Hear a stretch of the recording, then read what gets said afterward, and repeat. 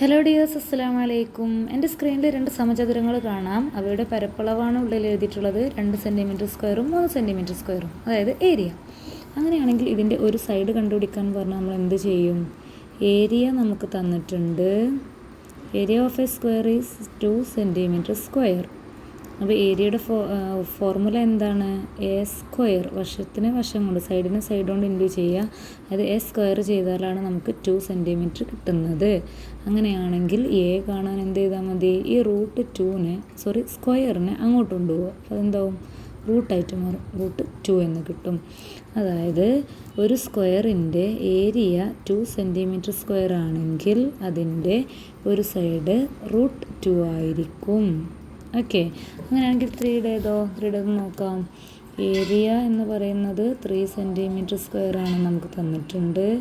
അപ്പോൾ ഏരിയ കിട്ടുന്നത് A square ചെയ്യുമ്പോഴാണ് ഏരിയ 3 സെൻറ്റിമീറ്റർ സ്ക്വയർ കിട്ടുക.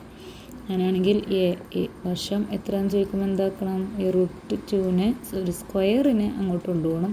അപ്പോൾ അത് റൂട്ടാകും. അപ്പോൾ √3. അപ്പോൾ ഈ ഒരു സമചതുരത്തിൻ്റെ ഒരു സൈഡ് √3 ആയിരിക്കും. അതുപോലെ ഈ സൈഡും √3 ആയിരിക്കും. ഈ ഒരു സമചതുരത്തിൻ്റെ ഈ സൈഡ്, ഇതിൻ്റെ ഏരിയ 2 സെൻറ്റിമീറ്റർ സ്ക്വയർ ആയതുകൊണ്ട് ഒരു വശം, അതായത് ഒരു സൈഡ് √2 ആയിരിക്കും. ഓക്കെ.